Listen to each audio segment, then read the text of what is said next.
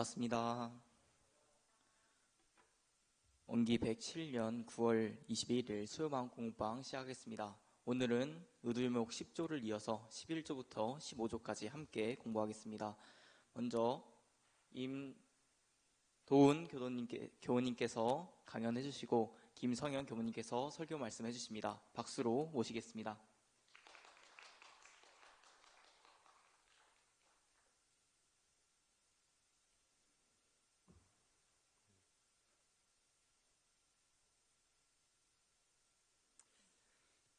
네, 제가 컨디션이 좀 안 좋아가지고 마스크를 끼고 하겠습니다. 네, 양해 부탁드리고 반갑습니다. 저는 청년 2단 임도훈입니다. 고향은 대구이고 나이는 36살입니다. 고려대학교 일반대학원 체육학과 박사과정 중에 있습니다. 교당에서는 청년 2단 단장과 교화부 수석차장을 맡고 있습니다. 일단 지난 시간까지 계속 의도 요목에 대해서 공부했는데 한번 가볍게 짚고 넘어간다면 의도는 의심할 의 머리 두로서 의심의 머리 또는 의심의 첫머리, 의심의 실말이라는 말입니다. 의심 가운데 가장 근원적인 것이며 동시에 모든 의심거리를 해결할 수 있는 실말이, 이런 쌍의 진리를 깨치기 위해 갖는 큰 의심이 바로 의도입니다. 의도는 대종사님께서 정하신 정기훈련 과목 11조의 사리연구 과목 중 하나로 의도 요목은 일과 이치에 대한 명확한 분석을 얻는 깨침을 얻기 위해 의심되는 조목을 간추려 정리한 20개의 항목을 말합니다. 네, 아래는 의도 요목 전문입니다. 우리가 오늘 함께 공부할 내용은 의도 요목 11조부터 15조까지 5개 조목입니다. 각 조목별로 한번 살펴보겠습니다. 함께 한번 읽어보겠습니다. 11. 일체가 다 마음에 짓는 바라 하였으니 그것이 무슨 뜻인가? 네, 일단 일체라는 뜻은 우주 만물 전체를 일컫는 말로 온갖 것, 모든 것으로 이렇게 얘기할 수 있는데요. 일단 먼저 여기서 이제 일체와 마음의 관계를 이렇게 말씀을 해 주셨다고 생각했습니다. 그래서 일체 유심조, 일체 즉 이 세상 모든 것은 다 마음에 짓는 바라 하셨습니다. 이 세상 모든 것은 내 마음의 작용에 따라서 일어나게 됩니다. 이 마음 작용은 육근 작용을 통해서 현실에 나타나게 되고 내가 인식하고 있기에 일체는 펼쳐지고 있습니다. 우리 마음은 생각, 감정, 오감으로 나타나고 그래서 이제 일체가 마음인 것이죠. 지금 앞에 보고 있는 사람들도 내가 눈으로 보고 말하는 것을 듣고 생각까지 종합해서 세상을 만들어 가고 있습니다. 따라서 일체는 지금 우리 마음 안에 들어와서 존재합니다. 이 세상 모든 것은 우리 마음의 현상이고 일체는 오직 마음이 만든 것입니다. 또한 일체는 다 각자의 마음으로 짓는 결과로 나타납니다. 마음이 시키는 대로 내 몸도 움직이고 그 마음 작용에 따라서 선악의 업을 짓게 되는 것입니다. 대용사님께서는 조물주가 따로 있는 것이 아니라 각자의 조물주는 바로 각자라고 하셨습니다. 인간의 모든 행동, 세상의 모든 일이 모두 마음작용으로서 비롯되고 참 마음을 찾아서 마음대로 쓰는 공부, 이 공부가 가장 큰 공부라고 강조해 주셨습니다. 네, 아래 본문들 참고해 주시고 12 한번 같이 읽어보겠습니다. 12. 마음이 곧 부처라 하였으니 그것이 무슨 뜻인가?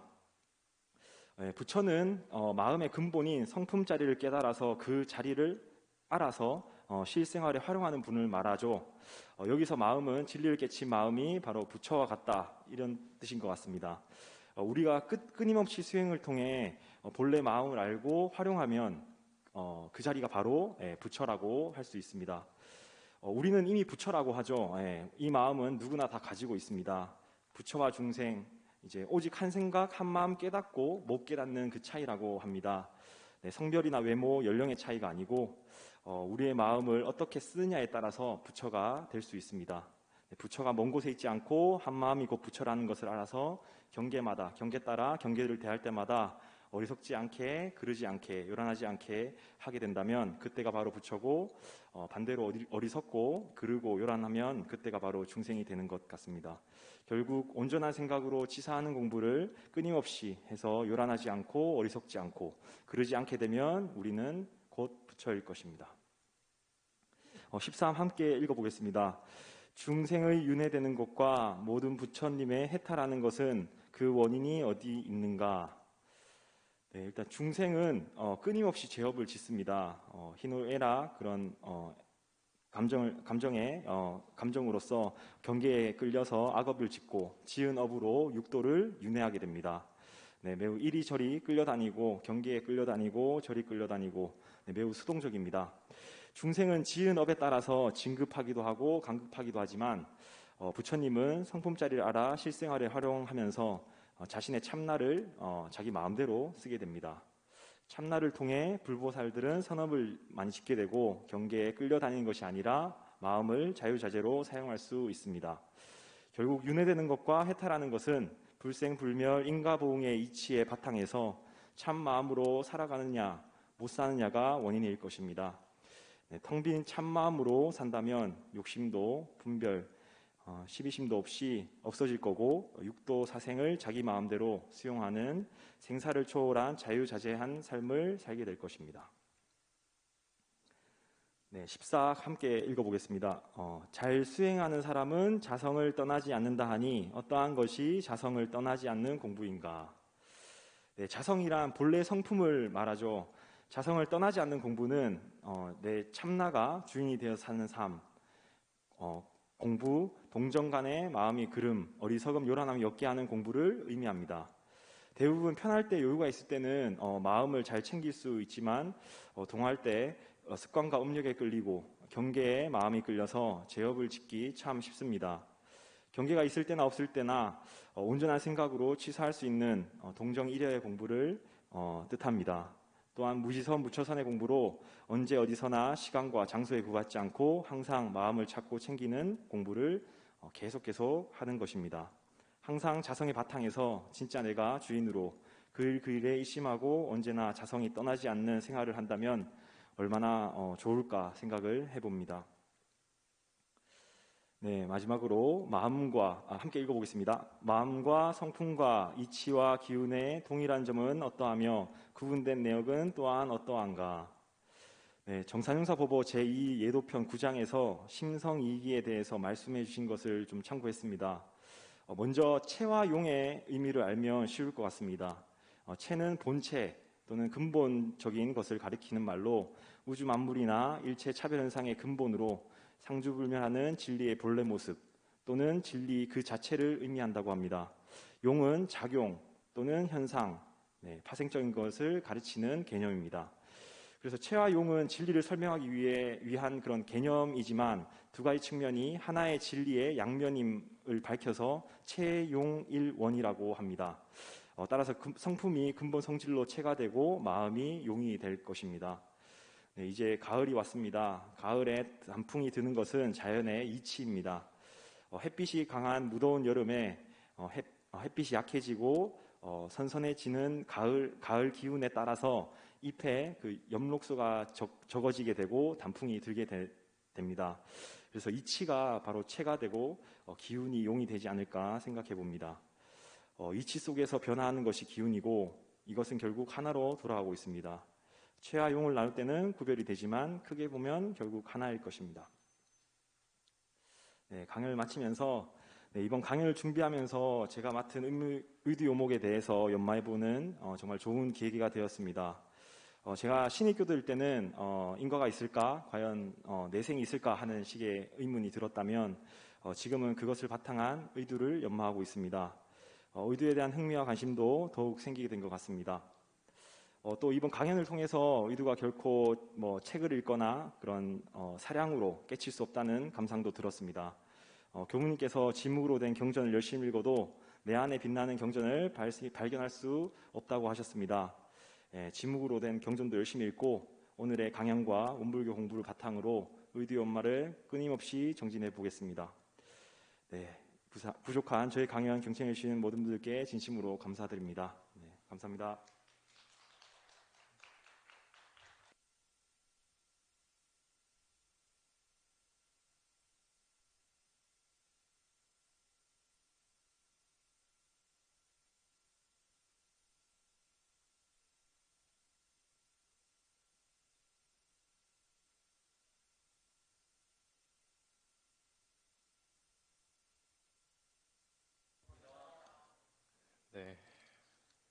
저번처럼 시작하기에 앞서서 좌우 불은 켜주시고 뒤만 꺼주세요. 좌우 불은 켜주세요. 뒤만 꺼주시고 그리고 뒤에 앉으신 분들은 다 일어나서 좀 앞쪽이랑 가운데로 좀 와주시겠어요? 네. 네, 뒤에 앉지 마시고 앞에 여기 원도교인이 옆이나 뒤나 이런데 맨 앞자리나 앞으로 좀 이동해 주시기 바랍니다. 밝은교도 여기 대일교 옆이나 뭐 이런데 오셔서 앉아주세요. 진원교우님도 앞으로 와주세요. 어디 피해가려고. 여기 성원교 옆에도 있네. 네. 네.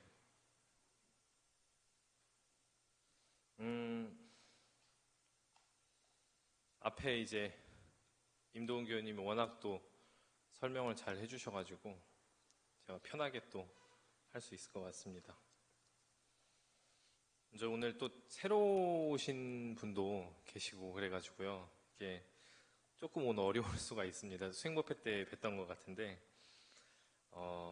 그래서 저번 주의 내용을 잠깐 좀 복습하는 시간을 짧게 가지고 그 다음에 이제 오늘 내용을 같이 공부를 해보도록 합시다. 오늘 헤어스타일이 되게 좀 이상한 것 같은데. 네. 아, 그래요? 네. 그런가요? 네. 자, 먼저 지난 시간에 했던 내용들을 짧게 이렇게 복습을 해보겠습니다. 자, 의두요목이라는 것은 이 진리, 의두요목 그 프린트에 있잖아요. 그 내용들이 1조부터 쭉 있는데 그 내용들이 이제 뭔 소리인지 알 수 없는 이제 요상한 말들이 이렇게 20조가 있는데 이 의두요목은 진리의 본체에 대해서 설명한 그런 물음들이다. 근데 이 진리의 본체, 진리를 이제 대소유무라는 이렇게 세 가지의 어떤 측면으로 살펴볼 수가 있는데 대는 가장 이제 근본이 된 그 진리의 본체, 그리고 소는 이 겉으로 드러나 있는 이 현상 세계의 모습들, 그리고 유무는 이 변화하는 것, 이 진리는 이렇게 세 가지의 요소로 어떤 측면을 가지고 있는데 그런데 이 세 가지 중에서 의두요목은 특히 이 진리의 본체, 대자리에 대한 내용을 가장 이제 많이 말을 하고 있다. 근데 진리의 본체는 일상의 논리적인 언어로 표현하기가 어렵습니다. 그래서 우리가 이제 내가 존재하느냐, 나의 실체가 있느냐, 저번 시간에 이제 너 누구냐? 라는 질문으로 우리가 공부를 했었죠. 내가 누구냐라는 대답에 내가 있다고 하기에는 이 한순간도 그 모습이 변하지 않는 순간이 사실 없고 또 내가 없다고 하기에는 나라는 존재가 분명히 존재하고 있기 때문에 있다고도 없다고도 할 수 없는 이 모순 속에 있다. 근데 이 모순에 있기 때문에 논리적인 일상 언어로 표현할 수가 없고 진리는 모순으로만 표현이 된다. 그래서 이 모순적인 질문들을 우리 과거 선지님들과 선지식들, 스승님들이 질문을 던지셨는데 그 질문들이 이런 의두입니다. 화두. 그런데 그 질문에 대한 답이 정해져 있지 않다. 그 답은 저마다 각자가 가지고 있는 것이다. 마치 너 뭐 해서 먹고 살래? 라는 질문에 대한 정답이 저마다가 다르듯이 각자가 가진 그 의두에 대한 해답은 모두 다르다. 누가 알려줄 수 있는 것이 아니고 저마다 각자 깨칠 수밖에 없다.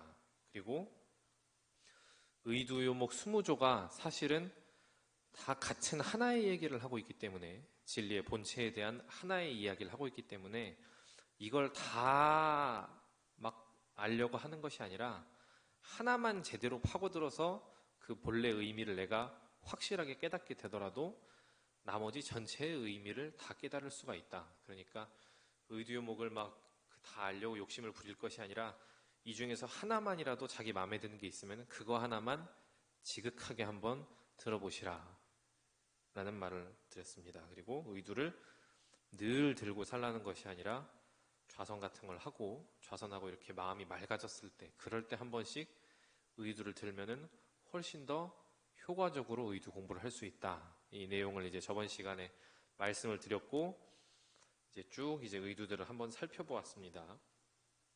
그리고 이제 오늘 이제 일체가 다 마음이 짓는 바라 하였으니 그것이 무슨 뜻인가 여기서부터 시작을 하는 거죠.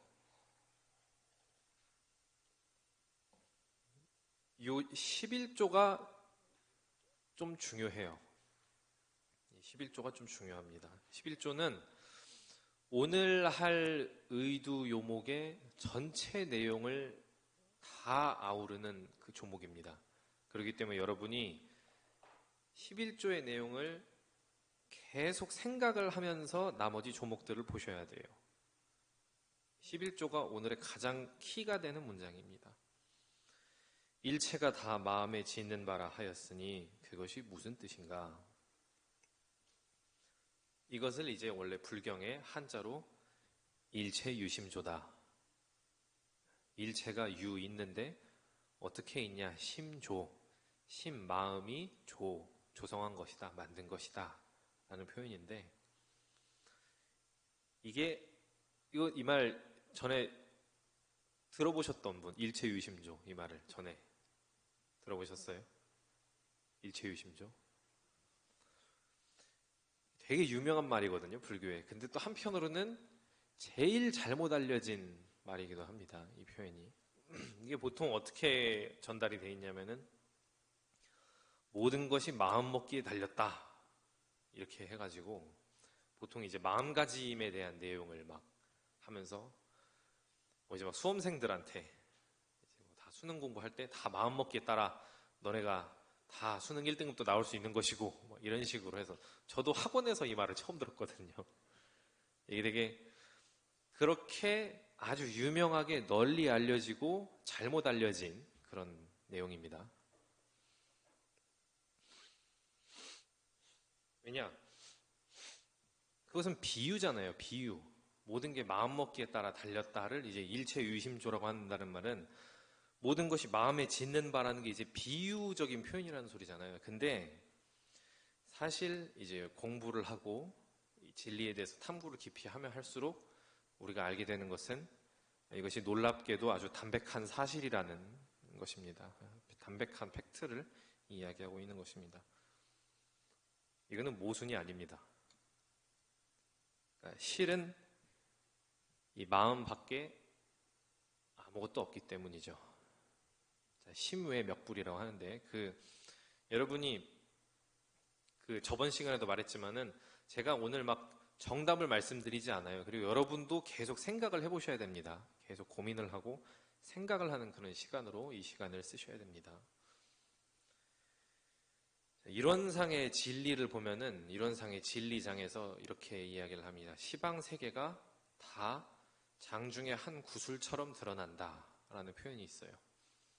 장중에 이게 손바닥 가운데에 있는 한 구슬처럼 시방 세계, 이 전체 우주, 이 세계 전체가 손바닥 가운데 구슬처럼 드러난다라는 표현인데 실제로 그렇다는 거예요. 이 마음이 이 온 세계가 사실은 손바닥 안에 한 구슬과도 같다.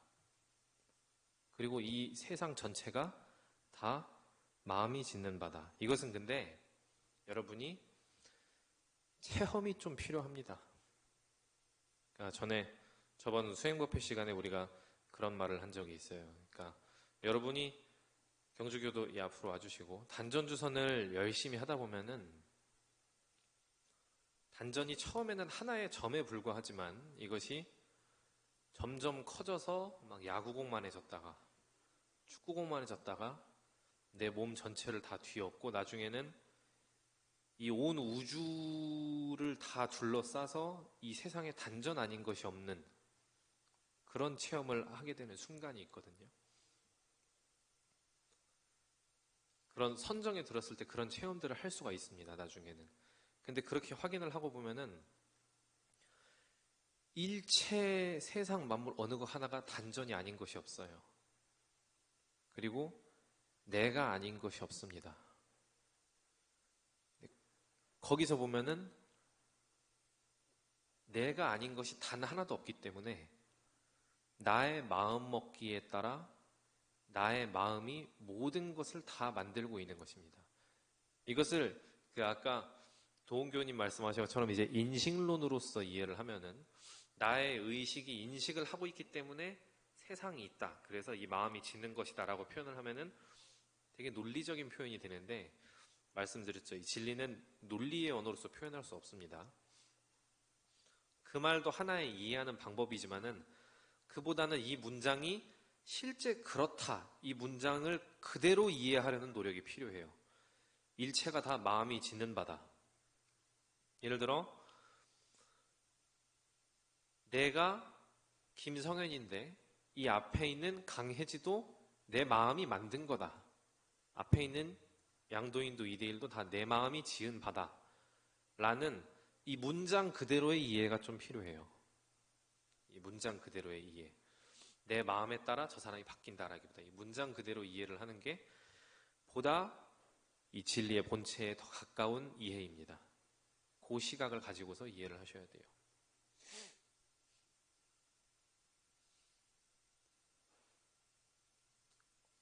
그런데 이것이 이제 인과를 초월하진 않습니다. 그러니까 일체가 다 마음에 짓는 바인 건 맞아요. 팩트인데 그러면 우리가 마음에 짓는 바다, 그럼 마음이 짓는 바야. 그러면 우리가 그럼 삶 속에서 어떤 자세를 가지고서 이것을 활용을 해야 할 것인가? 라는 이제 그 태도를 우리가 생각을 해봐야 되는데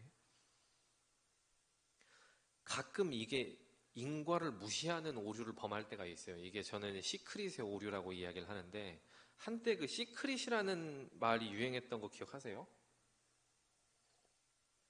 시크릿 혹시 들어보신 분? 손 한번 들어보세요. 시크릿이 한때 유행했단 말이에요. 뭐 내가 마음먹기에 따라 온 우주가 다 그렇게 변한다. 내 마음에 따라 뭐 온 우주가 현승님도 앞으로 이렇게 와주시고 온 우주가 뭐 내 마음에 따라 변한다. 다 나를 도와준다. 라는 표현이 있는데 이거를 인과를 초월한 개념으로 받아들일 때가 있어요. 그렇게 생각하면 안 됩니다. 제가 대표적인 그런 사례였는데 제가 옛날에 고등학교 때 시크릿이 한창 유행했는데 그 론다 번이라는 사람이 한창 유행을 시켰죠. 마음 먹는 거에 따라 다 된다는 거예요. 그래서 이제 명문대에 들어간 저 자신을 끊임없이 마음을 먹고 상상을 했습니다. 근데 명문대에 들어가기 위한 공부는 안 했어요. 그냥 계속 그 상상만 했어요. 막 명문대에 들어가 있는 내 모습. 상상하면 다 이루어진다고 하니까. 그 모습을 끊임없이 상상을 하고 막 떠올리고 했습니다. 그리고 수능을 어떻게 쳤을 것 같아요, 제가? 네, 그때 시원하게, 첫 번째 제 수능은 시원하게 말아먹었습니다. 그때 4등급, 5등급 나오면서. 마음만 먹었거든. 마음만 먹으면 다 되는 줄 알고. 그거는 인과를 무시한 말이에요. 인과는 원인이 있어야 결과가 오는 건데. 그러니까 내가 마음 먹은 거에 따라 어떤 나의 모습들과 여러 환경들이 바뀔 수는 있지만은 그게 인과를 초월하는 개념은 아니라 이겁니다. 즉 이거를 잘못 이해하면 그렇게 돼요. 그러니까 마음 먹기에 따라 내 마음에 짓는 바, 내 마음에 따라서 모든 게 다 내 마음에 드러난 바, 내 마음이 사실은 내 마음이 아닌 게 하나도 없습니다. 지금 여기에 내 마음이 다 만든 거예요. 이 형상도 이 모습도. 근데 이것이 인과를 초월한 것은 아닙니다. 인과보응의 이치는 그대로 작용을 한다는 거예요. 이것을 여러분이 기억을 하셔야 됩니다. 그리고 이것의 실제를 우리가 어떻게 볼 수 있냐면은 예화 하나를 들려드리고 싶은데, 대원교님 안녕하세요. 우리 그 뒤에 보지 마시고 우리 이제 이야기 중에 교도님 중에 그 이재선 교도님이라는 한의사분이 한 분 계셔요. 근데 이분이 한의원에서 직원들이 이렇게 한의사 간호사들, 간호조무사분들이 이렇게 좀 말을 많이 안 들었어요. 주인 정신도 없고 좀 이렇게 뭐 청소 상태도 그렇고 일하는 것도 좀 책임감이 없는 것 같고 뭐 이런 것들이 좀 많이 불만이 있으셨어요. 그래서 그때 교무님이 이제 교도님네 한의원에서 치료를 받으러 가셨었는데 이 얘기를 막 하신 거예요. 재선 교도님이. 그랬더니 그때 교무님께서 말씀하시기를 네가 네 그 직원들을 부처님으로 보지 않고 원망을 하니까 그 직원들도 너를 원망하지. 이런 말씀을 하셨다고 해요. 그때 그 재선 교도님이 큰 깨달음을 얻고 그 다음부터는 이제 직원들을 부처로 보고 감사심을 가지고서 이제 대하려고 노력을 했다라는 말이 있습니다. 그러니까 저 사람이 나를 원망하는 원인은 사실은 내가 저 사람을 원망하기 때문도 있기 때문이라는 거죠. 그러니까 모든 것이 그 원인과 결과인데 결국 그 원인이 내 마음으로 인해서 나타난 그 결과다. 내 마음의 저 사람을 범죄자라고 생각하면은 그 사람은 범죄자일 뿐입니다. 우리가 예전에 한때 한창 그 논란이 되었었죠. 이제 잠재적 범죄자로 사람들을 이렇게 보는 것에 대해서. 근데 범죄를 일으킬 수 있는데 잠재적인 범죄자로 내가 그 사람을 보면은 그 사람이 진짜 잠재적인 범죄자가 되는 겁니다. 한편으로는. 그러니까 결국 내가 그 사람을 어떻게 보느냐가 실제 그 사람을 만드는 것이죠. 이게 비유라고 생각하지 마시고 우리는 늘 그동안 비유라고 생각을 해왔는데 그러지 마시고 실제 그러하다라고 한번 이 문장을 그대로 한번 받아들여 보세요. 그게 납득이 안 가실 수 있지만 실제 진리의 작용은 그렇게 이루어집니다. 그리고 그게 보다 실천적으로 우리 공부를 실천하는 그런 방법입니다. 우리 실상사 노부부 이야기가 유명하잖아요. 그러니까 실상사의 한 노부부가 자기네 며느리가 너무 이렇게 성질이 폐악하고 시부모님께 제대로 하지 못해서 이 사람을 좀 성격을 고치기 위해서 부처님께 불공을 드리러 실상사라는 절에 가는 노부부가 있었는데 소태산 대종사께서 그 부부에게 한 말씀이 왜 그 집에 있는 부처님한테 불공을 안 하고 절에 가서 불공을 드리려고 하느냐. 집에 그 며느리가 부처님이다. 집에 며느리한테 불공을 해봐라. 부처님으로 알고.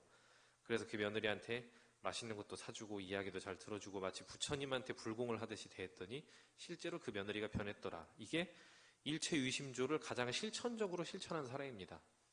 내가 며느리를 문제덩이, 골칫덩이, 사고뭉치, 이해할 수 없는 MZ세대 며느리라고 규정을 지으면 진짜 그런 며느리가 되는 거고 우리 며느리가 복덩이다. 나에게 또 신세대 문화를 가르쳐주는구나. 또 이렇게 우리 며느리로 인해서 집안이 화기로워졌다라고 내가 생각을 하면은 진짜 그런 며느리가 되는 것입니다. 한번 물론 이게 일체유심조를 실천적으로 가져오는 것은 굉장히 힘든 일입니다. 왜냐면은 내가 한번 마음을 그렇게 바꿔먹는다고 해서 그 사람이 그렇게 안 바뀌거든요. 내가 저 사람이 부처님이다 어떻다라고 내가 자꾸 되뇌어도 그 사람이 금방 그렇게 변하지 않아요. 물론 진짜 그렇게 하면 변합니다. 변하는데 짧은 기간에 막 하루아침에 변하는 게 아니라 아주 오랜 시간에 불공과 노력이 있어야 그 사람이 실제로 변합니다. 부처님으로. 하지만 포기하지 않고 한번 해보시면은 나의 어떤 인간관계에서 또 다른 측면의 어떤 새로운 국면을 맞이할 수 있는 방법이니까 그 일체유심조라는 말을 새롭게 또 받아들이시고 이 문장을 그대로 한번 받아들여 보시기 바랍니다. 자, 다음 같이 읽어봅시다. 12. 마음이 곧 부처라 하였으니 그것이 무슨 뜻인가? 다시 11조를 한번 봅시다. 일체가 다 마음에 짓는 바라. 한편으로는 이렇게 생각을 해볼 수 있어요. 부처란 그러니까 이 진리를 또 부처라고도 표현한단 말이에요. 그럼 이 진리가 마음이라고 하면은 마음이 곧 진리다 라는 표현도 됩니다. 그렇게도 이해할 수가 있어요. 이 부처라는 표현이 우리가 헷갈리기가 쉬운데 부처라는 표현에는 정산종사법어 원리편을 보면은 원리편 5장 말씀에 부처에 대해서 정화신불과 편화신불이라는 그런 표현을 씁니다. 법신불과 보신불, 이제 화신불 이야기를 하시면서 정화신불이라는 것은 진리가 그대로 화현한 그 부처님을 정화신불이라고 하고 편화신불은 이 진리가 세상에 이렇게 드러난 중생의 모습으로 드러난 중생들 모두의 그 본성 속에 내재된 그 부처, 그렇기 때문에 다 부처다라는 뜻을 표현합니다. 근데 둘 다 우리가 부처라고 표현을 해요. 그렇기 때문에 헷갈립니다. 여기서부터. 그러니까 예를 들어 우리가 처처불상 사사불공 모두가 다 부처다라고 할 때 그 부처는 편화신불의 부처님을 말하는 거예요. 어떤 그 속에 다 불성이 담겨 있고 저 사람의 내재된 부처의 모습, 또 그 은혜, 그거에 대해서 이렇게 부처라고 이야기를 하는 것인데, 또 한편으로 얘기할 때는 이 진리 자체의 그 부처의 모습, 그 부처를 얘기하기도 하고, 또 다르게 얘기할 때는 이렇게 그 부처님의 행동을 하고 실제 부처님 그 본래의 모습, 그러니까 석가모니 부처님과 같은 그 부처님을 뜻할 때가 있단 말이에요. 그래서 이 부처가 모든 것을 통합해서 다 일컫는 부처로 쓰일 때가 있고, 진짜 그 어떤 깨달음을 얻은 성자인 부처만을 표현할 때가 있단 말이에요. 근데 이 두 가지가 혼용되어서 쓰이기 때문에 헷갈리기가 쉽습니다. 헷갈리기가 쉬운데, 한편으로는 여기서는 이 내 마음이 곧 부처다. 그럼 이때 이 부처는 무슨 부처일까? 라는 생각을 해봐야 됩니다. 내 마음이 그러면은 진짜 부처님의 마음이란 말인가? 아니면 이 마음들이 다 부처님 마음이 또한 이 마음이, 이 뭔 소리인지 헷갈리죠? 제가 아까 시작할 때 말씀드렸듯이 모순으로밖에 설명할 수가 없기 때문인데, 자, 또 이렇게 얘기를 해볼까요? 이것도 일체유심주의 연장선에서 우리가 이야기를 할 수 있는데, 우리가 그런 말을 해요. 그러니까 나는 중생이다. 나는 예를 들어 뭐 저한테 이런 말을 하는 사람도 있어요. 뭐 예를 들어 교민 전 너무 속물이라서 뭐 출가는 못해요. 뭐 이런 말을 하는 분도 있고, 저는 뭐 노는 거 너무 좋아해서 안 됩니다. 뭐 저는 뭐 세상 즐거운 것들 너무 많이 알았어요. 뭐 이렇게 얘기하는 분들이 있어요. 그리고 나는 저렇게는 못 살아. 그러니까 막 철저한 막 희생정신으로 사시는 성자분들 있잖아요. 뭐 이태석 신부님 같은 사람이나 뭐 테레사 수녀 같은 사람 보면서 나는 저렇게는 못 산다. 뭐 이렇게 하는 사람들이 있어요. 근데 한 마음에 달렸습니다. 여러분이 내가 열애의 마음을 내겠다라고 마음을 먹으면, 그러면 진짜 열애의 마음을 낼 수 있어요. 내가 부처님 마음 낼 수 있지. 내가 한번 부처님 마음 내볼까 하고 부처님 마음을 내기로 하면 진짜 부처님 마음이 나옵니다. 진짜. 근데 내가 나는 뭐 업장이 두터워서, 뭐 우리 그 청년들 중에는 뭐 이제 맨날 그런 말을 하는 사람이 있어요. 전 뭐 업장이 두터워서 뭐 막 이런 말 하는 청년도 있는데, 업장이 두텁다고 생각하면 진짜 업장이 두터워서 안 돼요. 근데 중생도 부처의 마음을 낼 수 있습니다. 근데 늘 부처님의 마음이 나진 않죠. 늘. 그래서 이거를 이제 일원상의 진리와 일원상 소문에서 일원상 진리장 앞에서 일원이 재불재성의 심인이자 일체 중생의 본성이라고 하는 게 여기에 있는 말입니다. 왜냐하면은 재불재성, 부처와 성자들은 마음이 이렇게 도장으로 찍듯이 늘 같은 마음이 나온다는 거예요. 늘 부처님 마음이, 열애의 마음이 도장으로 도장은 찍을 때마다 똑같잖아요. 도장이 찍을 때마다 다르면 우리는 인감 도장을 찍을 수가 없습니다. 근데 찍을 때마다 같은 도장이 나오는데, 부처님은 항상 같은 마음을 쓰지만 중생들은 같은 마음을 쓰지 않기 때문에 일체 중생의 본성이라는 표현을 쓰는 겁니다. 근데 우리도 때로는 한 마음 먹는 거에 따라 부처의 마음을 낼 수 있다는 거예요. 저 막 수해 지역에서 막 봉사하는 막 사람들, 막 내 몸이 더러워지고 다치는 것도 굴하지 않고 막 하는 사람들, 그 사람들이 대단한 사람이냐 하면은 그 사람들은 그냥 나도 할 수 있어요. 나도 한 마음 먹고 가서 봉사해보면은 봉사가 됩니다. 그리고 다른 사람들이 나에게 존경하는 마음도 보여줘요. 저 교무님처럼은 내가 못 살 것 같아 라고 하는데 한 마음 내면은 또 그렇게도 사라집니다. 못 사는 건 없어요. 다만 내가 그 한 마음이 어떻게 먹어졌냐에 따라 다른 것입니다. 그래서 마음이 곧 부처다. 그리고 부처이기 때문에 그 모든 거를 다 내가 할 수 있다는 뜻이기도 합니다. 이걸 다시 11조랑 계속 연결을 지어서 여러분이 생각을 해보셔야 돼요. 우리가 막 원불교에 이제 계문이 있는데 계문 중에 특신급, 보통급 계문이 있단 말이에요. 늘 보통급 계문만 지키고 살 거냐? 법마상정급 계문은 내가 영원히 이번 생에 못 지킬 계문으로 보이냐? 내가 법마상정급이라고 하면 진짜 법마상정급이 됩니다. 내가 특신급이라고 하면 진짜 특신급에 머무르게 돼 있어요. 자, 대자리만 보는 게 올바른 신앙은 아닙니다. 그리고 이 소자리로 드러나 있는 또 편하신 분들 또한 신앙을 할 수가 있어야 됩니다. 자, 다음 읽어보겠습니다. 13장. 중생의 윤회되는 것과 모든 부처님의 해탈하는 것은 그 원인이 어디 있는가? 자, 이것도 이제 똑같이 한번 생각을 해봐야 되는 거예요.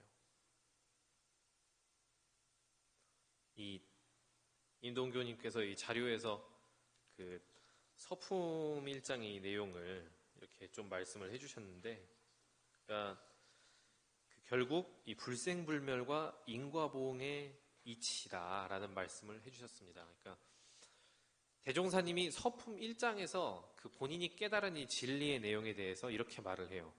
내가 깨달은 진리에 대해서 말하기를 생멸 없는 도와 인과보응되는 이치가 한 뚜렷한 기틀을 지었다라고 말씀을 하십니다. 이 진리라는 것은 두 가지의 특성을 가지는데, 하나는 시작과 끝이 없다. 두 번째는 인과보응으로 이루어진다. 이 두 가지가 진리라는 겁니다. 진리는 예외가 있으면 안 되죠. 모든 거에 이게 그대로 적용이 된다는 소리입니다. 예외가 있으면 그걸 우리는 진리라고 말하지 않죠.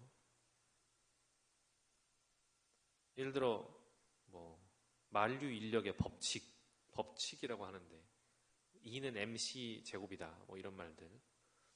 만약에 사과를 내가 땄는데 어쩔 때는 사과가 바닥으로 떨어지는데 어쩔 때는 하늘로 올라가고 어쩔 때는 옆으로 가고 이러면 그거는 진리가 아니죠. 근데 사과는 땄을 때 아무튼 늘 지구상에서는 바닥으로 떨어지니까 예외가 없이, 해는 늘 동쪽에서 뜨니까 그래서 진리가 되는 겁니다. 진리는 예외가 있을 수가 없죠. 그래서 그것이 진리인데, 그 진리로 인해서 중생들이 윤회도 하고 부처님이 해탈도 하죠. 근데 그거는 원리입니다. 원리. 그러니까 왜 윤회의 원리는 불생불멸과 인과보응의 진리로 인해서 윤회가 되죠. 그리고 또 불생불멸과 인과보응의 진리에 인해서 부처님이 또 해탈을 하게도 되는데, 그러면 그건 원리고, 여기서는 원인이 어디 있냐고 말을 했잖아요. 그 원인이 뭐냐? 어떤 원인으로 중생은 윤회를 하는가? 어떤 원인으로 중생이 짐승몸도 받고 얼굴이 잘생기게도 태어나고 예쁘게도 태어나고 못생기게도 태어나고 뚱뚱하게도 태어나고 날씬하게도 태어나는가? 어떤 원인으로 부처님이 해탈도 하고 또 어떤 원인으로 저 사람은 저렇게 가난하게 태어나고 어떤 원인으로 저렇게 부자로 태어나는가? 그 원인이 뭘까? 원인이 뭔 것 같으세요? 주성교님은 원인이 뭔 것 같으세요?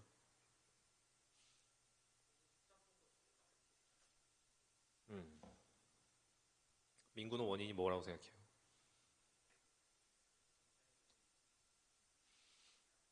전생에 뭐라고? 전생의 업. 전생의 업. 또 경주교님은 지은 바. 유진교님은 어떤 원인인 것 같아요?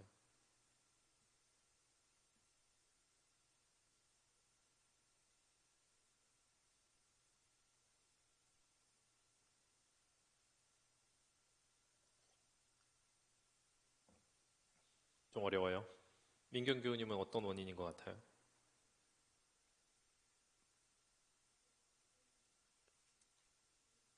전생에 지은 바에 의해 부처님도 해탈했고 중생도 윤회를 했다. 그러면 전생에 그거는 그 전생에 지은 바를 그걸 짓게 만든 원인은 뭐예요? 자, 좀만 더 가봅시다. 해주기 의원님은 뭐가 원인인 것 같으세요?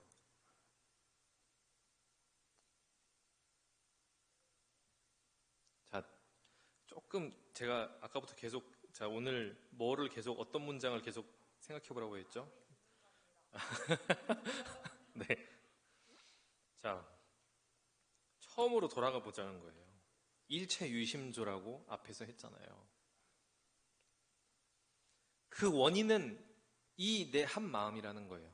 아까 전생에 지은 바라고 했잖아요. 전생에 그럼 그걸 왜 지었어? 한 마음이 들어서 지은 거잖아요. 전생에 큰 죄를 지었어. 큰 죄를 지어가지고 내가 이번 생에 큰 업보를 받았어. 막 엄청나게 그 죄악으로 인해서 막 얼굴도 막 못생기게 태어나고 막 똑똑하지도 않고 막 여러 가지 장애도 있고 막 이런 결과가 나타났어. 그러면은 그 전생의 그 죄업을 짓게 만든 원인은 뭐냐? 그게 한 마음이잖아요. 한 마음이 들어서. 어떤 사람을 때렸어. 그러면 그 사람을 때리는 그 미워하는 한 마음이 있었을 거고. 도둑질을 했어 하면은 그 물건에 대해서 내가 저걸 갖고 싶다, 내 걸로 만들고 싶다 하는 어떤 탐욕심이 하나의 그 탐욕이 있었을 거 아니에요. 그 한 마음이. 그 최초의 원인은 결국 내 마음이라는 겁니다. 지금 이 11조 이후에 모든 조목들이 다 11조를 향해 달려가고 있어요. 11조를 여러분이 그래서 계속 오늘 내내 일체유심조라는 말을 계속 새기셔야 되는 거예요. 이 한 마음이 들어서 악도 윤회도 하고 선도 윤회도 하고 한 마음이 들어서 중생으로 남기도 하고 부처님이 해탈하기도 하는 겁니다. 결국 이 지금의 한 마음을 어떻게 먹느냐가 모든 것을 결정하는 거예요. 모든 게 다 마음에 짓는 바입니다. 금강경에는 이런 말이 있어요. 그리고 과거의 마음도 얻을 수 없다. 현재의 마음도 얻을 수 없다. 미래의 마음도 얻을 수 없다. 그러면 너는 어디에 점을 찍을 거냐라는 물음을 하는데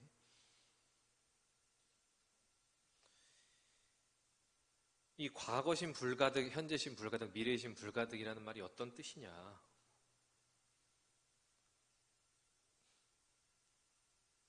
그 모든 것이 지금 이 얻을 수 없는 지금의 이 순간, 이 찰나는 얻을 수가 없습니다. 이 찰나는 순간 지나가 버리잖아요. 제가 너 누구냐라고 했을 때 그 너라는 것이 어느 한순간도 이렇게 유지되어 있지 않듯이 이 지금의 한 마음은 그 순간의 한 마음이란 말이에요. 그 진리의 한 마음. 근데 이 하나의 마음, 너 누구냐 했을 때 그 알아차리는 그 마음, 나의 본래의 마음, 나의 참나, 이 한 마음이 모든 걸 결정짓는 것입니다. 때문에 과거의 마음에 내가 얽매일 필요도 없고 미래의 마음에 불안해할 필요도 없고 지금 내 모습에 내 마음에 또 확신을 가지지 않을 필요도 없는 거예요. 내가 과거에 범죄자였어도 내가 과거에 마음을 못되게 썼어도 참회문에 나온단 말이에요. 참회하면 된다. 참회로 물론 이게 그 인과가를 무시하는 말이 아닙니다. 그걸 다 그 죄업이 다 사라지는 게 아니에요. 그렇지만 그 한 마음으로 인해서 이 사람이 살인자였던 사람이 어느 생애에는 부처님이 될 수도 있는 거예요. 그리고 비록 지금은 존경받고 훌륭하고 명망이 있는 사람인 사람이 한 마음을 잘못 먹어서 저 나락으로 추락할 수도 있는 겁니다. 그리고 우리는 그런 사례를 뉴스에서 많이 봐요. 의외로. 저도 제가 한때 존경했던 사람이 이렇게 무너지는 모습을 본 적도 있고 한때 무시했었던 사람이 내가 다가갈 수도 없을 만큼 높은 그런 수준에 이른 경우를 본 적도 있습니다. 그런 적들이 있잖아요. 여러분이 학교 다닐 때 좀 무시가 동창회 때 봤더니 막 어마어마해져서 나온 그런 경우가 없었나요? 아직 동창회에 갈 정도의 나이가 안 됐나? 이제 그런 경우들이 있어요. 그런 경우들이 보면은 학교 다닐 때 별볼이 없었던 것 같은데, 야, 쟤가 이렇게 된 경우가 있거든요. 근데 한편으로는 우리가 아이고 어쩌다가 하는 그런 경우들도 있습니다. 진짜 막 대단했던 사람인데 다 몰락해가지고 그것도 결국 다 한 마음에 의해서 나오는 거거든요. 그렇습니다. 때문에 우리는 그래서 어떻게가 중요한 거예요.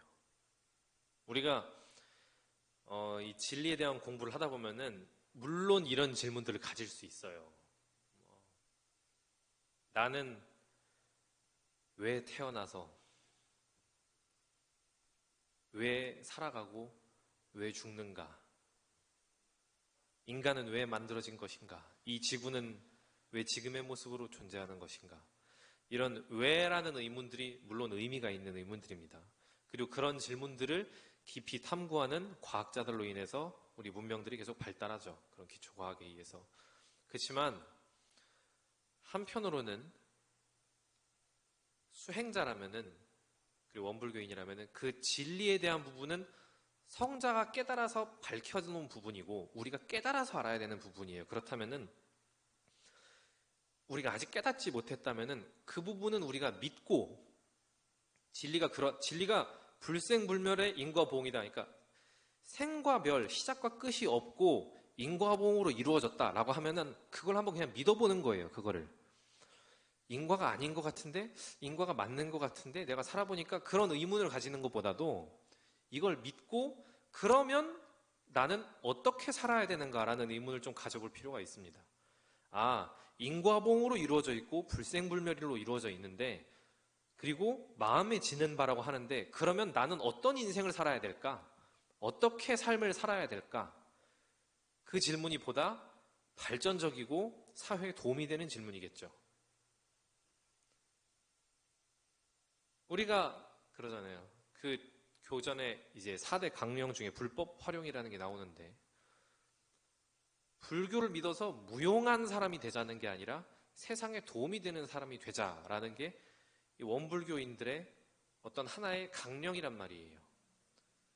그럼 어떻게 해야 도움이 되는가? 바로 그 어떻게라는 질문이 중요합니다. 어떻게라는 질문이. 우리가 단지 진리가 그렇구나라고 여기서 배워 아는 거를 그쳐서 그러면 나가서 어떻게 살아야 될까?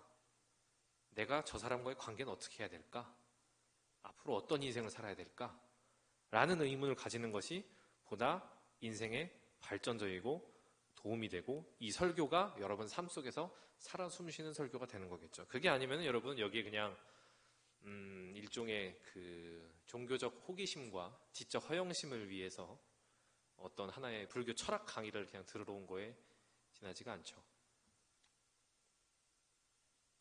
그렇습니다. 자, 다음 14장 한번 읽어봅시다.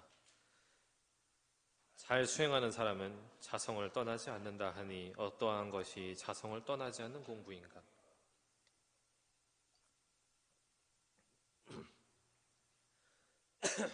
재밌는 시도인데 이게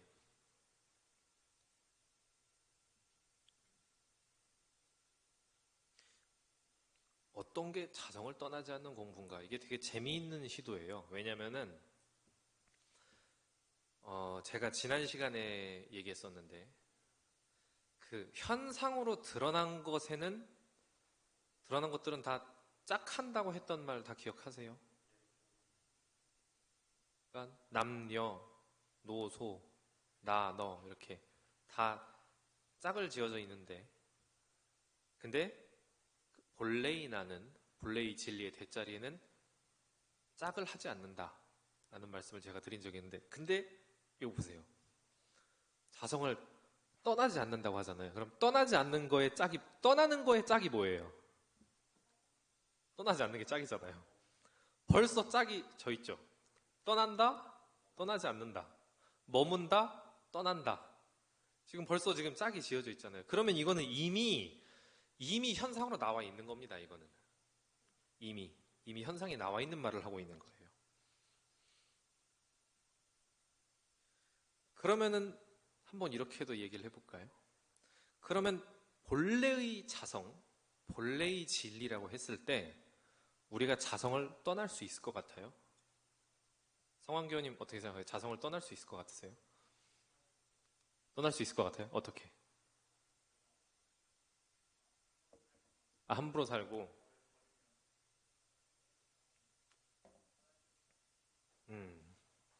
자, 떠날 수 있을 것 같다 한번 손 들어보세요.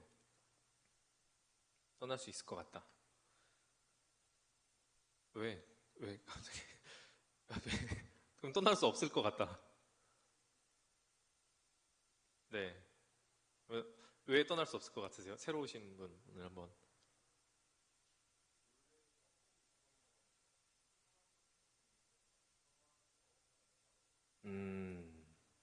본래의 성품이. 도상교님은 왜 떠날 수 없을 것 같으세요? 그래요? 그러면 다른 분들은 어떻게 생각하세요?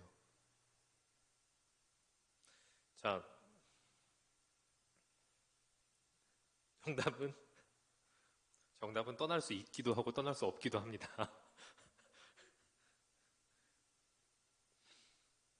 그러니까 이제 의두유목은 이런 말장난을 하는 재미가 있는 그런 공부법인데, 자, 나의 본래의 자성이라고 하면은 한시도 떠날 수 없습니다. 내가 막 사는 그 순간에도 나는 자성에 머물러 있어요. 근데 또 한편으로는 이제 내가 온전한 마음을 찾고 있을 때를 그 자성에 합일되는, 머무르고 있는 그런 상태라고 내가 현상계에서 얘기를 해보면은, 그러면은 또 떠날 수 있다고도 얘기할 수 있겠죠. 내가 말하자면은 우리가 흔히 말하는 그 이성을 잃었다라고 할 때, 내가 뭐 감정에 사로잡혀서 이성적인 판단을 잃어버리고, 뭔가 보통 우발적 살인 사건이 그렇게 일어나잖아요. 이성을 잃어버리고 뭔가 이성적인 판단이 불가능하고 완전히 그냥 분노에 막 휩싸여가지고 막 사람 칼로 찔렀을 때, 그럴 때 떠났다고 얘기할 수도 있을 거예요. 근데 진리적으로 좀 더 우린 생각을 해보자 이겁니다. 이거는 이제 논리적으로 이해가 되는 그런 거잖아요. 그러니까 내가 어떤 자성에 합일된 어떤 상태가 있는데, 그때에 이제 합일됐을 땐 떠나지 않는 상태고, 내가 뭔가 이성을 잃고 이렇게 본능에 이끌려서 이렇게 행동할 때는 떠난 상태다라는 거는 이제 논리적으로 우리가 납득이 되는 설명들인데, 계속 말씀드렸다시피 이 본래 진리적인 측면을 자꾸 바라보기 위해서는 그 논리를 자꾸 떠나봐야 된다는 소리입니다. 논리를 떠나야 한다는 소리. 자, 마치 이런 거예요. 우리가 내 배낭을 이렇게 등에 메고 있는데, 여러분이 세계여행 같은 거 다니면서 뭐 배낭 잃어버리거나 이러신 적 있으세요? 아니면 여행 다니면서 가방 잃어버리시거나. 있으세요? 어디 가셨을 때? 어디에서요? 어디서요? 베를린에서? 찾았어요? 못 찾았어요? 안타깝네. 근데 도상교님의 그 캐리어랑 가방이 어딘가는 있겠죠? 지금 뭐 베를린 어딘가에서 유기하게 쓰일 수도 있고, 뭐 다른 용도로 쓰일 수도 있고. 근데 이거는 마치 어떤 거냐면은, 내가 배낭을 메고 있는데 이 배낭을 메고 내 배낭이 어디 있는지를 찾아서 전 세계를 돌아다니는 거예요. 그러면 영원히 찾을 수가 없겠죠, 내 배낭을. 왜냐면 내 배낭은 내 등 뒤에 있으니까, 내가 이미 가지고 있으니까. 이 진리라는 건, 자성이라는 거는 그것과 같은 겁니다. 뒤돌아보면 있어요. 전에도 말했죠. 이 손의 비유죠. 손바닥과 손등이 있는데 다 앞면만 보고 산단 말이에요. 근데 한 번은 이거를 뒤를 볼 필요가 있어. 왜냐면은 이게 완전한 손의 모습이니까. 평생을 이 앞면만 보고 산 사람이 온전하게 손을 안다고 말 수 있을까요? 이 뒷면도 봐야 저 사람이 그래도 손을 봤다라고 얘기할 수 있잖아요. 근데 우리가 다 앞면만 보고 살고 있는 거예요. 근데 그 이면을 좀 볼 필요가 있는데 그 이면이 내 등 뒤에 있다는 말입니다. 내 등 뒤에. 이게 내가 자성을 떠난 상태와 머무른 상태가 있고, 그래서 자성을 머무르는 상태를 내가 계속 유지해야겠다 라는 스탠스로 공부를 하게 되면은 영원히 자성을 찾을 수가 없어요. 제가 그랬거든요. 저는 이제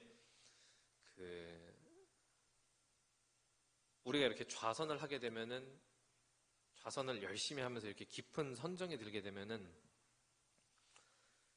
아주 깊은 뭐랄까 적적성성하고 고요하고 이 온 우주와 내가 이렇게 합일되어 있는 것 같은 그런 체험들을 하게 돼요. 그때는 정말 내 마음이 평온하면서도 생기가 넘치고 행복하고 충만하고 그런 상황입니다. 근데 그렇게 좌선을 잘 했는데 좌선이 끝나고 나와서 밖에 이제 그 마당을 쓸고 있는데 누가 이게 서현교는 뭐 빗자루질을 뭐 그렇게 해. 뭐 어디서 청소 안 해봤나 봐. 이렇게 얘기를 했어. 그 순간 확 열받는단 말이에요. 지는 뭐 청소 얼마나 빗자루질 잘한다고 이제 나한테 뭐 오시락 뿌리고 난리야. 이제 그렇게 되는데, 그러면은 아까 전에 그 좌선할 때 느꼈던 그 선정의 그 깊은 진짜 지극한 그 평정은 어디로 온데간데 없어지고 이제 짜증과 빡침만 남아있단 말이에요. 그래서 이게 아닌 것 같은 거예요. 나는 계속 그 평정심을, 그 고요한 마음의 상태를 하루 종일 유지를 하고 싶은데 언제는 막 화가 나고 짜증나고, 언제는 또 막 좋았다가, 언제는 어쨌다가 이러니까 이 내가 자성을 떠나는 것 같은 거예요. 자성을 잃어버리는 것 같고. 여러분도 지금 이제 대학생들도 체험을 할 수 있구나. 여러분이 이제 나중에 취업을 하게 되면은 그런 생각들을 할 때가 있어요. 그러니까 내가 길을 잃은 것 같을 때가 있거든요. 그러니까 마음 공부를 잃어버리고 있는 것 같은 생각이 들 때가 있어요. 너무 삶에 치여서 내가 살고 있어서, 내가 너무 삶 속에 치여 있기 때문에 너무 바쁘고, 대학생들은 이제 뭐 과제가 많거나 뭐 그런 것들이 물론 부담이 되겠지만은 나중에 취업을 하고 직장을 얻고 이러면은 나이가 들면은 내가 상상할 수 있는 것들 이상으로 세상이 나에게 몰아칩니다. 갑자기 부모님이 막 뇌졸중으로 쓰러지시고, 근데 막 돈은 벌어야 되고 일은 막 밀려오고, 근데 뭐 여자친구는 헤어지자고 하고 있고, 막 온갖 일들이 이렇게 막 폭격기처럼 쏟아지는 순간을 여러분이 경험할 때가 있어요. 저는 몇 번 이제 그런 시기들을 겪었는데, 물론 그런 시기를 겪으면서 사람이 성장하긴 합니다. 근데 그럴 때 정말 정신 못 차리거든요, 정말. 뭐부터 해결을 해야 될지 내가 몰라요, 그때는. 다 뭐가 전국 방방 곳곳에 전쟁이 일어나고 있는데 내가 어디부터 손을 대야 될지 모르는 상황을 체험을 하게 돼요. 그러면은 진짜 그런 생각이 들어요. 자성을 잃어버린 것 같은 느낌. 내가 마음 공부의 길을 잃은 느낌들이 든단 말이에요. 근데 저도 나중에서야 이거를 알았어요. 사실은 내가 단 한순간도 자성을 떠났던 적이 없는데, 근데 내가 떠난 적 없는 자성을 찾아서 계속 헤매고 있었더라 라는 거예요. 늘 내가 본래의 나를 내가 간직하고 있고 내가 등에 짊어지고 있었는데, 그걸 찾아서 계속 더 다른 길들을 찾아서 헤매이고 돌아다니고만 있었습니다. 그래서 우리가 이제 구도라고 이야기를 하는데 수행자들이 이제 구도 생활이라고 하죠. 도를 구한다. 그래서 구도라고 하는데 이 밖에서 구하려고 하고 뭔가 이렇게 내가 나를 찾아 떠나는 여행이라고 하는데 이거를 밖에서 뭔가 찾아 헤매서 구하려고 하면은 영원히 구할 수가 없어요. 왜냐하면 그거는 현상의 세계이기 때문에. 그거는 현상 이전에 있는 것이고 그리고 어느 한순간도 나에게 떠난 적이 없다. 그래서 제가 예전에 한번 출가여행 때였나요? 이런 말씀을 드린 적이 있는데 찾아 헤매지 말고 다만 그 자리에 그쳐 있어야 됩니다. 다만 그 자리에 그쳐 있으면은 거기가 곧 자성입니다. 자, 그러면 이제 다시 좀 돌아가서 그러면은 실제 현실 속에서 내가 생활을 할 때 그럼 어떤 게 자성을 떠나지 않는 공부냐? 이제 현실적인 내용으로 다시 돌아와 보면은 우리가 의뢰 막 그런 실수를 할 수 있단 말이에요. 저도 그런 실수를 한 적이 있어요. 막 선을 하는 게 너무 좋으니까 이 선정이 드는 게 너무 좋으니까 막 단전주를 계속 해요. 막 선을. 그러면은 막 요리할 때도 막 단전주를 하고 막 운전할 때도 단전주를 하고 그러면은 그게 요리나 운전이 제대로 되겠어요? 운전해야 되는데 막 당장 주변 살펴보고 막 엑셀 밟고 브레이크 밟고 신호도 보고 이래야 되는데 거기서 막 저번 수행법 때처럼 막 단전에 계속 내 생각을 두고 있어. 막 그러면은 바로 그냥 한 1시간 안에 이제 사고 나는 거죠. 바로 한문철 TV 나오는 겁니다. 바로.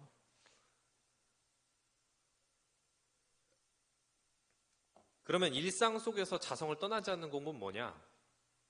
일상 속에서 자성을 떠나지 않는 일상 속의 선은 뭐냐? 그건 무시선이잖아요. 무시선, 무초선의 방법은 무시선의 강령에 잘 나와 있습니다. 일이 없을 때는 일심을 양성하고 잡념을 이제 제거하고 일이 있을 때는 정의를 양성하고 불의를 제거해라. 그럼 정의는 뭐고 불의는 뭐냐? 네. 그 일에 일심하면서 하라는 거 하고 말라는 거 말면은 그게 정의 불의입니다. 그때 해야 되는 일을 하는 거.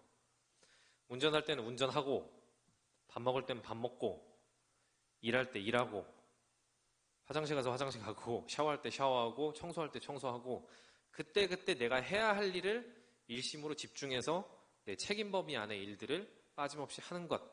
그것이 일들이 있을 때 일상생활 속에서의 선이 됩니다. 그리고 그것이 자성을 떠나지 않는 공부가 돼요. 그리고 일이 없을 때 아침이나 밤에 자기 전이나 이럴 때는 한번 선을 해보고 나의 본래의 자성에 합하는 연습들을 자꾸 해보는 거예요. 그러면은 좌선을 하면서 내 자성을 확인을 해보기 때문에 내 본래의 나를 자꾸 확인을 해보기 때문에 일상생활 속에서 본래의 나로 돌아가는 것도 쉬워집니다. 좌선하면서 계속 말씀드렸잖아요. 수행법 때 단전으로 계속 돌아가는 거나 일상생활 속에서 경계 속에서 휩쓸리지 않고 나의 본래의 나로 돌아오는 거나 같은 원리란 말이에요. 근데 거기서 만약에 내가 진짜 좌선 시간에 나의 자성을 확인할 수 있다. 그러면 더 좋죠. 돌아오는 길이 더 명확하니까. 아는 사람과 모르는 사람은 그런 차이가 있습니다. 늘 내비 보고서 가야 되냐, 내비 안 봐도 길을 아냐, 그런 차이가 있어요. 자, 우리 마지막 읽어봅시다. 15. 마음과 성품과 이치와 기운의 동일한 점은 어떠하며 구분된 내역은 또 어떠한가? 이거가 참 임도훈 교우님이 잘 찾아주셔가지고 참 편하게 됐습니다. 여기 보면은 심성이기에 대해서 이제 성리품 28장 말씀 얘기도 하시고 정산종사님이 체와 용어로서 설명한 내용을 이제 임도훈 교우님이 원고 8페이지에 이제 써주셨어요. 이거 한번 잘 보시고 이거를 그 대산종사님이 표현한 말 중에 이게 이 성품에 대해서 성품, 정신, 마음, 뜻 이렇게 단계를 나눠서 설명하신 게 있긴 있어요. 그러니까 성품이 가장 그 근본되는 그 본래의 채자리고 서서히 내려와서 가장 이제 표면적인 표층 의식의 단계가 뜻이다라고 이제 표현을 한 그런 표현이 있기도 한데 이런 거는 이제 잊어버립시다. 여러분이 이런 표현들을 많이 안다고 해서 더 이제 오히려 그런 것이 지식으로 아는 거기 때문에 오히려 본래의 자성, 본래의 성품을 깨치는데 오히려 좀 방해가 되는 부분이 있기 때문에 그런 것들은 좀 잊어버리시고, 다만 체와 용에 대한 거는 이렇게만 이해를 해주시면 돼요. 그러니까 몸체와 사용처에 대한 것으로만 한번 이해를 해보시면 되겠습니다.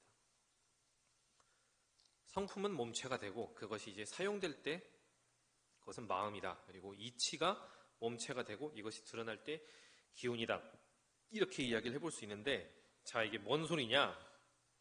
임도훈 교우님이 여기에 아주 적실한 비유를 적어주셨어요. 본인이 이제 이게 적실한 비유인지 알고 적었는지 모르고 적었는지 본인만 아는 건데, 자, 저번에 제가 그 데일 교우님이 가수라는 거를 알려면은 뭘 봐야 가수라는 걸 알 수 있다고 했죠? 데일 교우님이 노래를 하는 걸 보고 알 수 있다고 했죠. 그러면은 성품이 어디 있습니까? 라는 질문에, 왕의 질문에 수심결에서 스님이 뭐라고 답변하셨다 했죠? 그래서 작용하는 데 있다 라고 대답을 했다고 했어요. 이게 그것과 같습니다. 여러분이 한번 보세요. 가을이 있는데 우리가 가을이 찾아왔다라는 거를 뭘로 볼 수 있냐는 말이에요. 가을이라는 개념은 우리가 다 알고 있어요. 우리가 뭐가 가을인지는 다 알잖아. 그럼 가을이 온 걸 어떻게 아냐? 어떻게 알아요? 그렇죠? 단풍이 불고 하늘이 높아지고 바람이 쌀쌀하고, 그럼 그 작용들을 보고 가을이라는 걸 알 수 있잖아요. 이것도 똑같은 거예요. 그러니까 성품도 이 이치도 그 사용의 성품이 내 마음의 그 사용을 보고서 아무튼 성품을 깨달을 수 있는 겁니다. 이 마음을 보고서. 그러니까 결국 드러나서 실제 이게 사용되는 거, 용이라는 게 이 뜻이에요. 그러니까 드러나 있는 것들을 통해서 우리가 그 본체를 알 수밖에 없어요. 우리가 가을을 알기 위해서는 단풍이 피고 단풍이 지고 바람이 불고 하는 걸로 가을을 알 수 있듯이, 우리가 바닷물의 대류 현상들은 결국 뭐 태풍이 일어나고 기후변화가 일어나는 걸로, 계절이 바뀌는 걸로 바다의 어떤 대류 현상을 알 수 있듯이, 이 진리를 알 수 있는 거는, 그리고 진리를 확인하는 것은 결국 그 드러난 사용에서 알 수 있는 것이다. 결국 이 대자리는 저번에 말씀드렸잖아요. 이론의 내역은 사은이다. 사은의 그 내역은 우주 만물이다. 일체 만유다. 즉 우리가 진리를, 이론을 확인하기 위해서는 결국 이 세상에 드러난 것을 통해서 확인할 수밖에 없다라는 것입니다. 그래서 이 성품과 마음과 이치와 기운에, 이것을 근데 한 번쯤은 이 동일한 점과 구분된 내역을 생각해 볼 필요는 있어요. 아까 말씀드린 것처럼 진리적으로 보는 것과 드러나서 이제 현상계에 드러나서 보는 것과 둘을 다 생각을 해봐야 됩니다. 왜냐면 우리는 아무튼 꿈속에서 사는 사람들이 아니잖아요. 우리는 두 발을 땅에 내딛고 직장 생활도 하고 학교도 다니면서 사는 사람들이기 때문에 늘 같이 생각해 볼 필요는 있습니다. 근데 워낙에 우리가 평소에 워낙에 삶에 치여서 이제 드러난 소짜리만 보니까, 그러니까 한 번쯤 보라는 거고요. 본래의 진리 자리를. 워낙 그렇게 사니까. 알고 그렇게 사는 거랑 모르고 그렇게 사는 거는 천지 차이니까요. 그렇습니다. 자, 이렇게 15장까지를 이제 오늘 다 보게 되었고, 저는 오늘까지 이제 수용호흡방을 하고 다음 주부터는 다시 귀산 이광규 교모님께서 이제 오셔서 공급방 말씀을 해주시게 됩니다. 끝으로 이제 말씀을 좀 드리자면은, 저도 이거 준비하는 게 진짜 힘들었어요. 저도 설교를 지난 일반 법회 때도 이야기를 했는데 이제 설교 흰남노가 왔다. 그러니까 설교가 몰아친다. 수요일에 수용호빵 하고 나면은 목요일에 고원의 법회 봐야 되고 토요일에 청년 법회 봐야 되고 하루 지나서 일요일 날에 일반 법회 봐야 되고 바로 설교에 흰남노가 몰아친다. 그래서 근데 지금 이제 흰남노 이제 마지막까지 어떻게 왔는데 피곤하더라고요. 저도 막 입술이 지금 터가지고 그러면서 이 규사님께서 평소에 어떤 삶을 살아오셨는지 제가 이렇게 한번 실감을 할 수 있었다. 이 주인 교무님의 그 짐이라는 거는 아무나 짊어질 수 있는 게 아니구나. 교무님 정도 되는 사람이니까 짊어지는 거지 나는 이거 짊어지다가 허리가 부러지겠다라는 생각을 하게 됐는데요. 비유를 좀 해보자면은 규사님은 이제 여러분들과 늘 함께하는 엄마 아빠고 저는 이제 명절에만 놀러오는 삼촌이에요. 그러면 삼촌이 좋죠. 요새는 이제 요새 저도 그런데 요새는 조카 바보가 많아요. 조카 바보가 많은데 왜냐면은 이게 그 의무 없는 쾌락이거든요. 이게 내가 그 육아의 고통은 가지고 있지 않지만 너무 귀여워. 제가 어린이 법회를 보잖아요. 어린이 법회 애들이 얼마나 천사 같은지 몰라. 특히 진짜 우리 5살짜리 뭐 현아나 뭐 이런 애들 우리 수연이, 지용이 뭐 애들이 우리 현승이 이런 애들 저 현승이 말고 이제 그 이현승이라고 심현승 말고 이제 그런 애들을 보면은 너무 천사 같고 진짜 너무 귀여워요. 막 볼다 보니 보면 막 이렇게 막 깨물어주고 얼마 전에도 그 이도심 교우님이 이제 오셔가지고 이제 와서 이제 아이를 이제 남궁 서윤이를 이제 데리고 와서 서윤이를 보여주는 서윤이가 너무 귀엽더라고요. 물론 이제 굉장히 우량하긴 했습니다. 근데 그게 다 나중에 키로 간다고 그러더라고요. 현도교도님께서 키가 굉장히 클 그 징조라고. 근데 서윤이 보내도 너무 귀여운 거예요. 막 볼따고도 막 이렇게. 근데 저는 그냥 귀엽기만 하면 돼. 귀엽고 애들 그냥 놀아주고 재밌게 놀아주고 맛있는 거 주고 그냥 교모님 하면서 막 하면은 그래 하면서 머리 쓰다듬어 주고 그러면은 이제 힐링이 되죠. 나는 힐링만 겪으면 돼. 근데 이제 집에 가면 이제 엄마들은 이제 전쟁을 치르는 거죠. 이제 왜 이건 먹지 않냐, 뭐 이거는 왜 너 먹으라고 했는데 왜 안 먹냐, 이거 왜 카페트에 이거 뿌렸냐 하면서 그러는 거란 말이에요. 원래 애들도 그래요. 엄마 아빠 말은 듣기가 싫습니다. 맨날 똑같은 소리 하니까 내가 맨날 뭐 공부해라, 뭐 해라, 뭐 왜 안 했냐, 숙제는 안 했냐. 근데 삼촌은 명절 와가지고 야 놀아도 돼 이러고 그냥 용돈이나 주고 게임기 너 해볼래? 하면서 이렇게 막 손에 쥐어주고. 그런데 진짜 여러분을 생각하는 거는 엄마랑 아빠지 삼촌이 아니거든. 삼촌은 단지 이제 책임 없는 쾌락을 즐기는 사람일 뿐이에요. 그러니까 저도 이제 제가 계속 이제 규사님 얘기를 듣다가 이제 제 얘기를 들으니까 명절에 온 삼촌처럼 이제 좀 재밌게 들렸을 수는 있어요. 근데 저도 매일 수용호빵 하라고 하면은 진짜 힘듭니다. 그리고 제가 좀 재밌게 느껴졌다면 그거는 그냥 삼촌이라서 그런 거예요. 그래서 이제 다음 주부터는 다시 이제 우리 아버지 이제 규사님 말씀을 여러분이 아빠 말 열심히 잘 듣고 마음에 새기고 생활 속에서 이렇게 잘 실천해 나가면서 이제 삼촌은 잊어버리고 이제 아빠 말 잘 듣는 그런 안암교당 청년들이 되기를 바라면서 이상 말씀 마치겠습니다. 네, 감사합니다.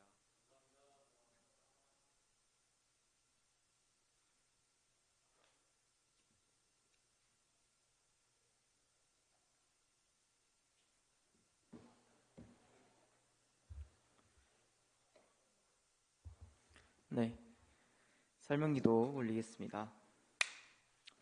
법신불 사안이시여 이렇게 한자리에 모여 공부하게 하여 주신 은혜 감사하옵나이다. 오늘은 의도요목 11조부터 15조까지 배웠나이다. 대종사님께서 정전에 내어주신 이 화두는 적혀 있는 말은 각각 다르나 그 안에 들어있는 진리는 모두 같으므로 하나의 화두를 오래오래 되뇌이고 그 경지를 체험하여 진리를 오독할 수 있도록 도와주시옵소서. 또한 이 화두의 중심에는 일체 유심조가 있다고 배웠나이다.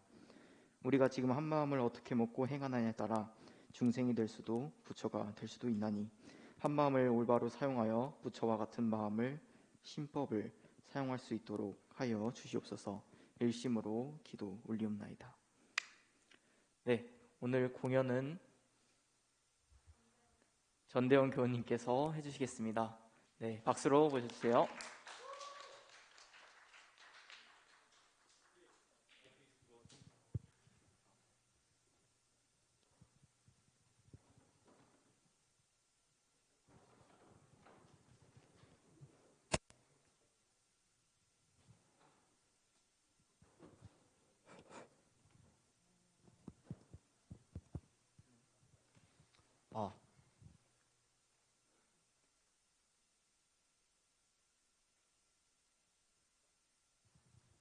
반갑습니다. 네, 찍지 말아주시고요. 네, 청년일단 전대원입니다.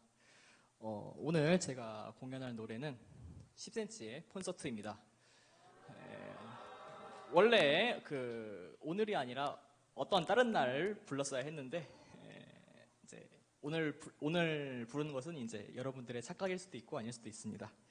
자, 그러면 불러볼까요? 제가 그 가사를 띄워달라고 했었을 텐데 이제 제가 이 안경이 좀 오래되다 보니까 안 보일 수도 있어가지고 뽑아왔어요. 그래서 좀 살짝 보면서 할 수 있다는 거 양해해 주십시오.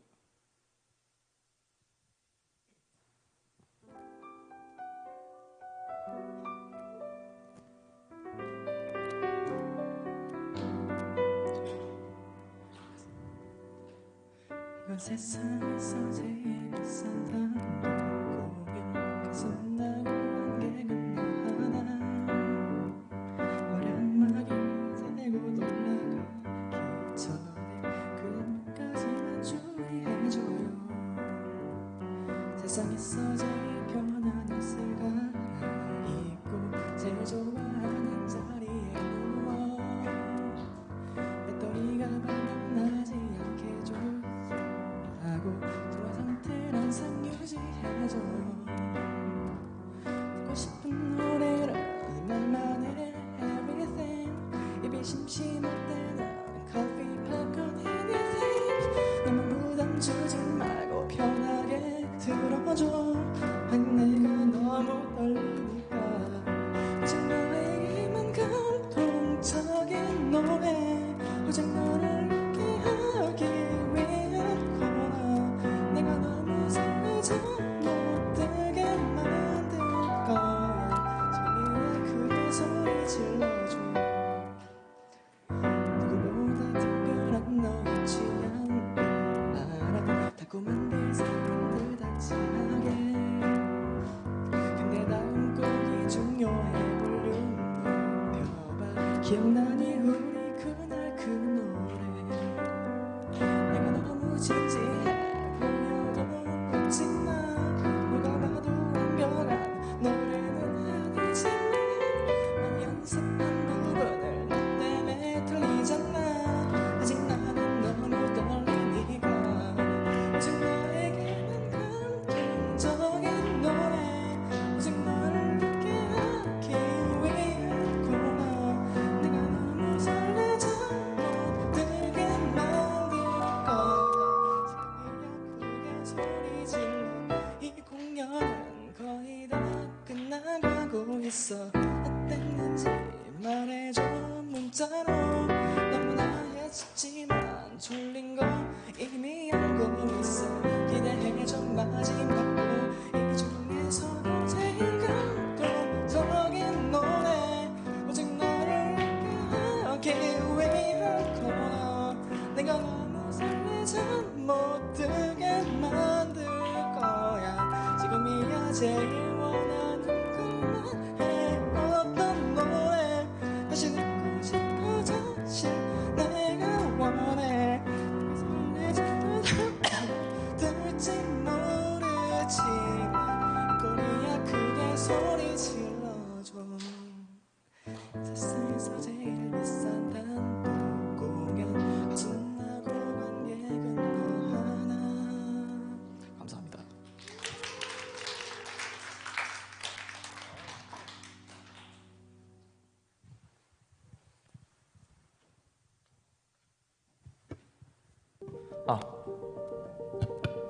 네.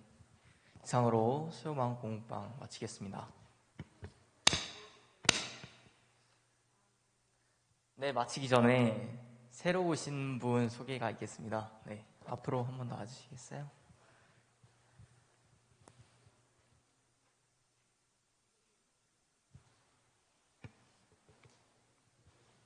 네, 박수로 맞이해 주세요.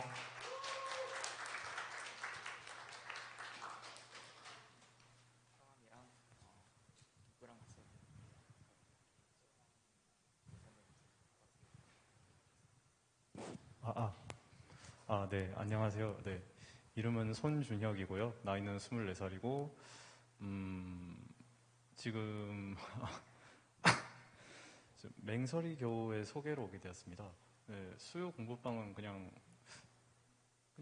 사실 호기심이 가장 커서 뭐 원불교는 뭐 어떤 건지 한번 좀 배워보려고 오게 되었어요. 앞으로 얼마나 올지 모르겠는데 짧은 기간이라도 잘 부탁드리겠습니다.